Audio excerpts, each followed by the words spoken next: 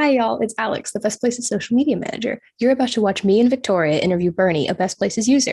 In the interview, we discuss Bernie's experience living and working in Huntington Beach, California. Enjoy.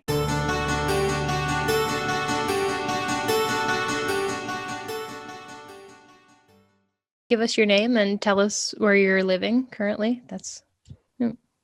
My name is Bernie Torbik, Torbik, and I live in Huntington Beach, California. It's a city in Orange County, about halfway between San Diego and LA. Great, thanks. And what about your experience of living down in Huntington Beach made you want to reach out to Best Places for this interview? I read some comments about Huntington being nice but too expensive and taxes being high, and I thought that they were very superficial comments. I've lived here 21 years. It is expensive if you're a first-time buyer, but a lot of the people moving here or living here have owned their homes for many years, and as a result have benefited greatly from the price appreciation in California. One of the reasons this is a very nice place to live is the climate. There's a very narrow strip of land between San Diego and, let's say, about Santa Barbara, where the climate only varies about 4 or 5 degrees Celsius all year.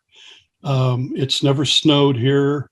It's never been below freezing. We have had hail once, but it's almost a perfect climate.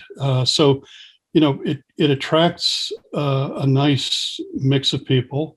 The homes are nice. They are to someone not from California or not from the East Coast or from, say, London or Sydney.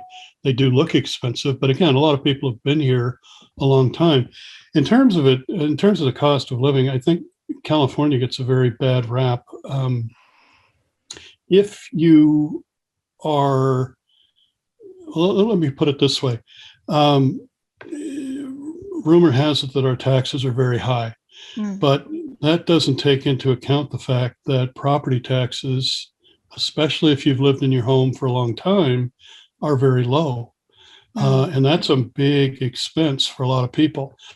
I've compared what my property taxes are. Let's just, for argument's sake, say the house is worth $800,000. I've compared the taxes on this house, what they would be for somebody in New Jersey, somebody in New York, and somebody in Texas. In New Jersey, I'm paying under Prop 13, I'm paying about $5,600 a year in property tax. Somebody in New Jersey would be paying over $20,000 a year. And somebody in New York, in, let's say, Westchester County or on Long Island, would be paying about $22,000 or $23,000.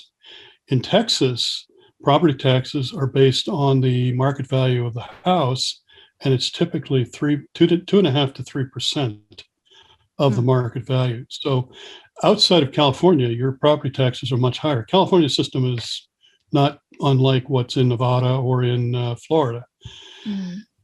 You also have to take into account the cost of heating, air conditioning, cooling.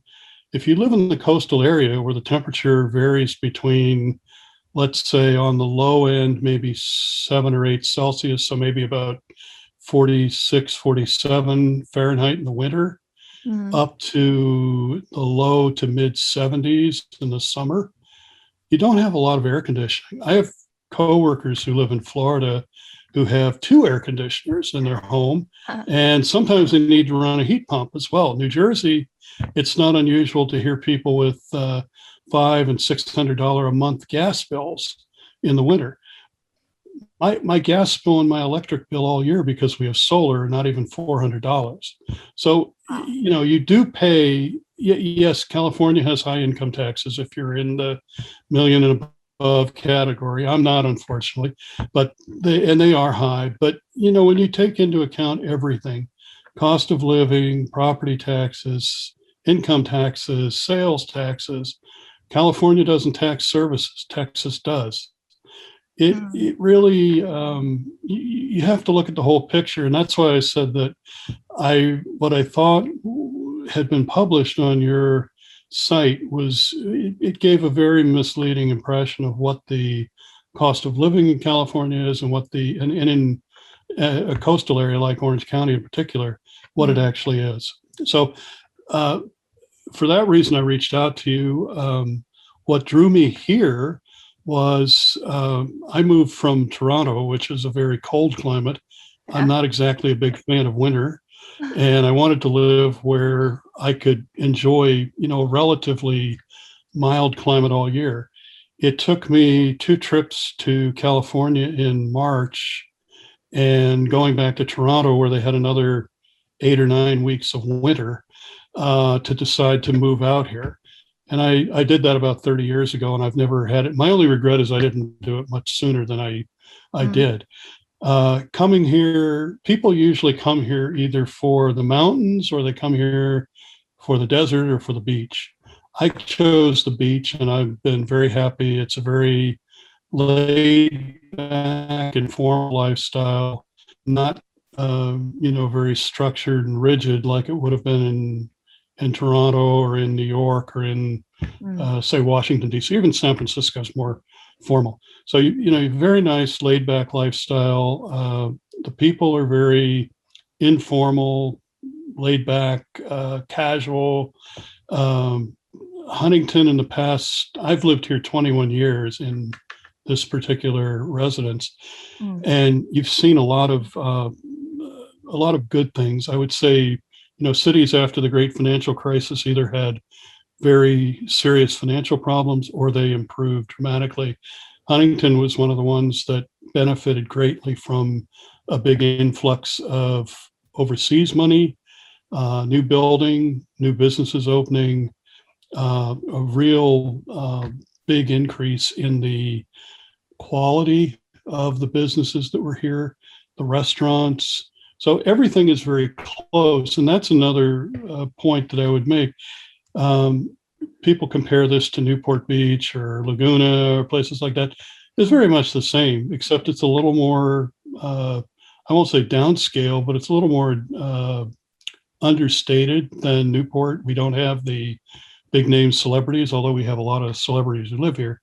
And everything's very close. I don't have to drive more than 5 or 10 minutes to go to the best restaurants, to my favorite stores. I can walk to a lot of them. It's pretty level here. There's not a lot of hills. So, what's not to like? It's perfect climate, sunshine over 300 days of the year. It's not that expensive, and everything is close by. Great. Yeah. I mean, those all sound like amazing things and good reasons to live somewhere. And obviously you having been there 30 years, that, found your sweet spot. So I'm happy for you. We did. I've been asked by friends if I would ever think about moving out to Hawaii because we spend time on the Big Island, and it's less expensive. Surprisingly, homes are less expensive. I think the cost of food and things would be more expensive. But something else you've got to consider when you look at a place to live is what's the quality of medical care like? What kind of a network do you have for care providers and things like that? And again, I've heard many, many times people who live in California and live outside of California say the quality of the healthcare here in coastal Orange County, San Diego, LA is among the best in the world. And this is coming from some people who lived in the desert in Palm Springs, Palm Desert, which are not, hard done by places.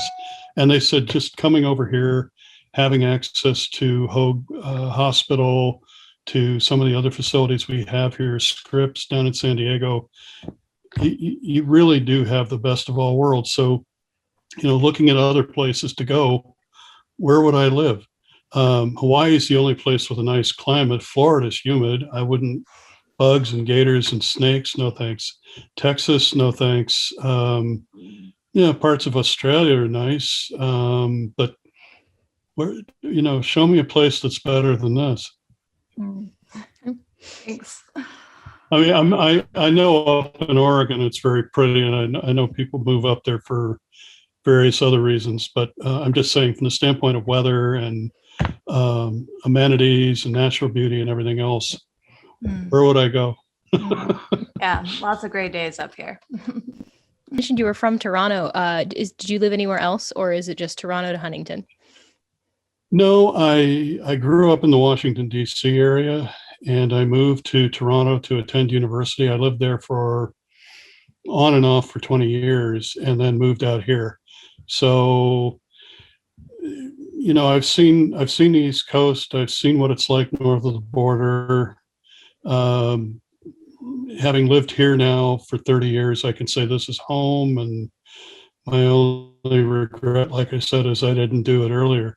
I've had the advantage of living overseas with my job and traveling to, we've spent a lot of time in Australia, spent a lot of time in Ireland, England, Canada, Europe, both business and pleasure. And the only place that comes close to this, climate-wise, quality of living-wise, and in terms of the amenities, is Sydney and Melbourne in Australia. Interesting. Thank you for that. So we've heard a lot about what you love and what keeps you in Huntington Beach. Is there anything maybe that you could live without or wish were different?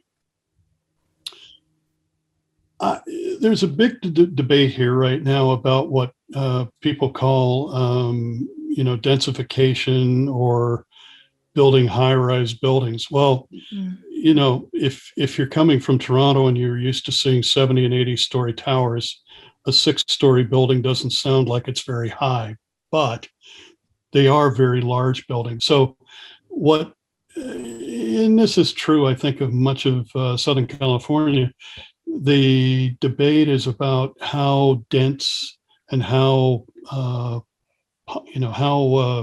the best way of putting it? I guess just how dense of a population do we want to have?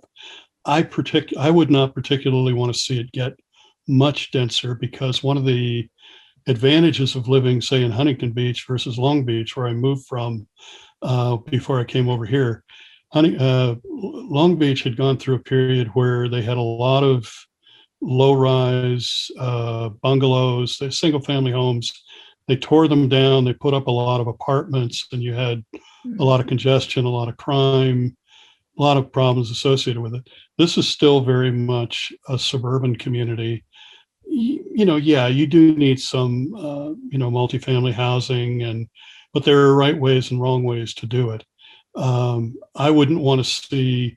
We have a 6-story building on the corner of one of the busiest intersections in Huntington Beach, and the garage to exit the building comes out right where cars turn right onto a major thoroughfare between the major street I referenced and the freeway.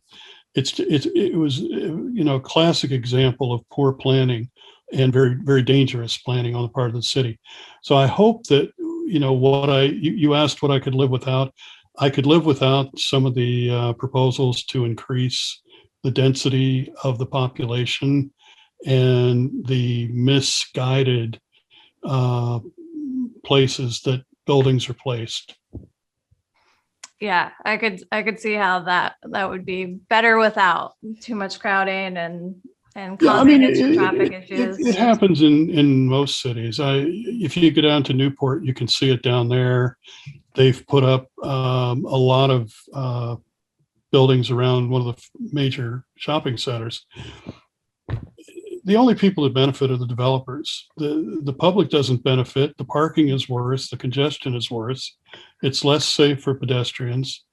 I've seen it in Hawaii, where they've built up, they put 30 and 40-story condo towers on the parking lot of the Ala Moana shopping center in Honolulu. Not only can you not park, but it's dangerous if you're a pedestrian.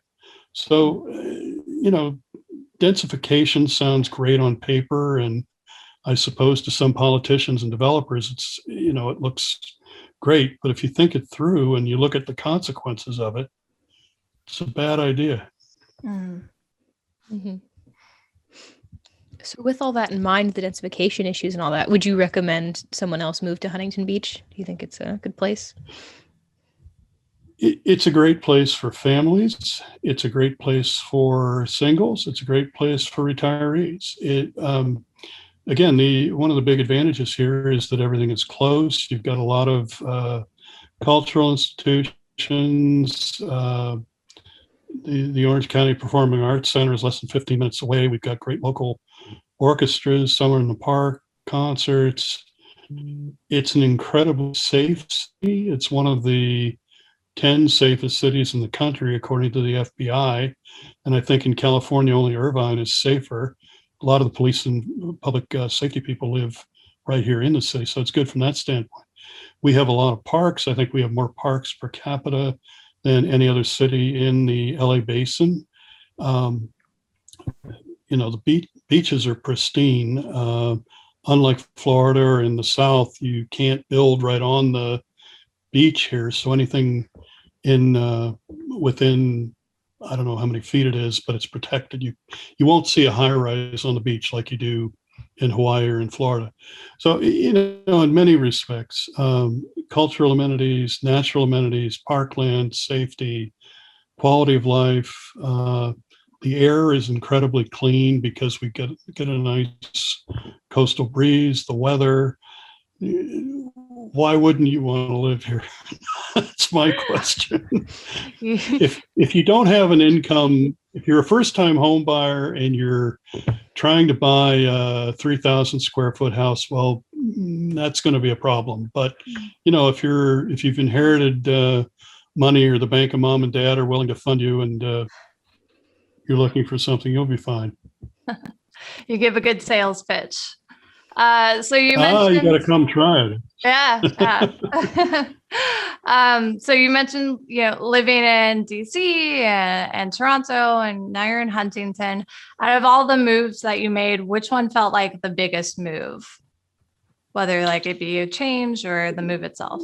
Toronto to here, because I lived right in the downtown core in Toronto, and it was it was a nice older area. But when I moved here, it was like everything was completely different. There were no high rises. Instead of taking the subway to work, I drove to work. Instead of putting on 3 layers of clothing in December, January, and February, I was in shorts and a t-shirt, and it just complete shock. And I felt like I still feel like I'm on vacation every day. It's just that kind of a place. Nice. Wow. Yeah, lovely. Do you have any tips or tricks for people that might be undertaking a similar move sometime soon? That's a very good question. My advice to them would be to look at the total experience. Consider whether you want to live in an urban or in a suburban area, whether you want to be in a major metropolitan area or not. If you don't want to be in an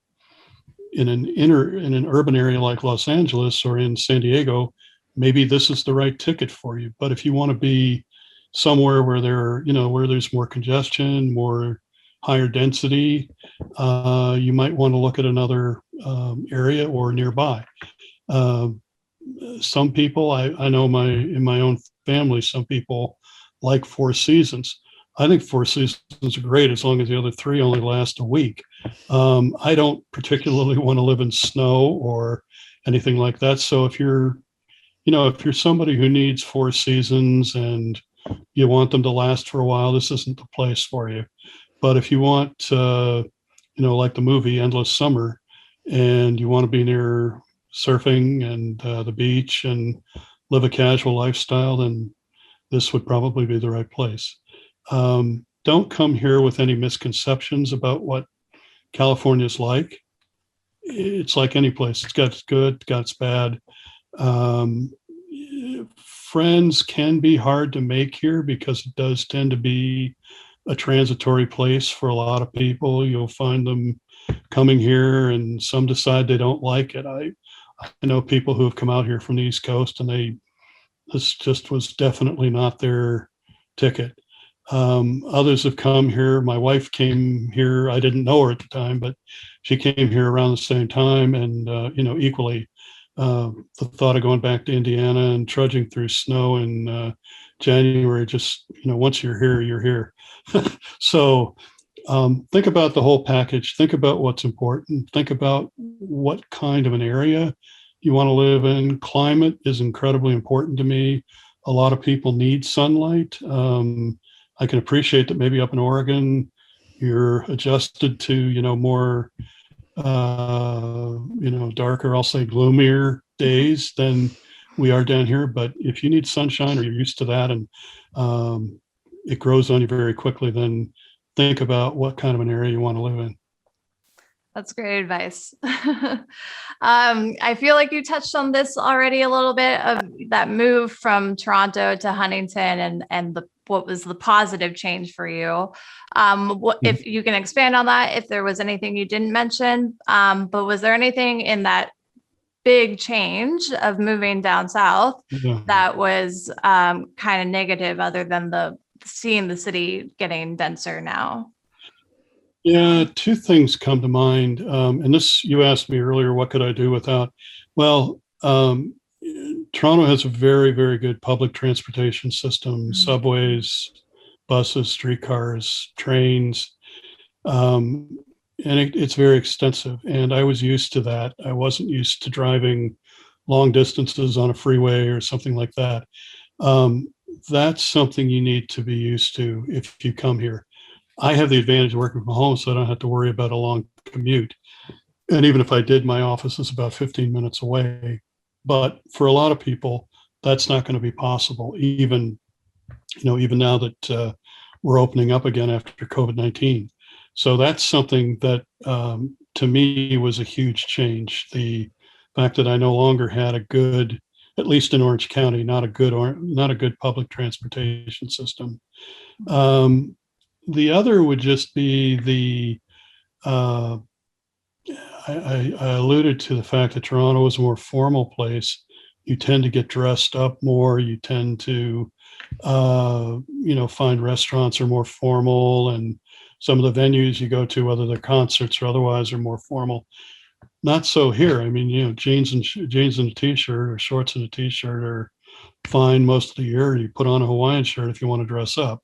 So that informality tends to be great for most people. But again, people who are used to a more formal setting or who have a problem adjusting to the informality, low-key, we'll call it open lifestyle that you get in California, and especially in Southern California, tends to be a problem for some people. And again, they don't last. They go back. Great. So just in all of these moves that you've made, has Best Places, our website, helped you in any way? And if so, how are we impacting and improving your life, hopefully? It does. I don't remember how I came upon it exactly, but first of all, I'd encourage you to do a better job or do a more extensive job of promoting yourself. Second, let's see, I would say people like me are looking for comparisons of cost of living, the whole package, taxes, things like that. And there were some very good comparisons or information on your site about Hawaii, about California, about Arizona, Texas, and places like that. Getting more detailed information like that would be very helpful. And I think you could appeal to an affluent demographic if you did that. There were what I found, and I just disregarded them because I thought it was poor taste and sour grapes. Some people wrote, they were questions about Hawaii, and they said, oh, it's a dump, or it's a pardon the language, shithole, and they gave a few reasons why. And yeah, but there's a lot of places in Hawaii, and you can't just base your experience on Honolulu. I wouldn't go to Honolulu either. I'd stay in LA. The weather's better. I'd go to one of the other islands. More facts, more figures, more detailed information, more firsthand experience that could be verified. Personal opinions are nice, but let's back it up with fact and figure. It's kind of meaningless, right? Mm-hmm. Oh, we appreciate that feedback, and we'll definitely pass it along to our team. Because we're always looking for input from folks that use our site of what else they would like to see, what works for them, what doesn't. Was there anything else we didn't touch on that you wanted to share? No, I think you've asked all of the right questions. I don't want to get into politics or anything like that, but just know that this is a very laid back place. People are very accepting of different opinions, as long as you don't try and insist that you're right or something like that. But the fact that it is a very informal and laid back place is one of the main reasons that my wife and I were attracted to it, and why we feel very safe here.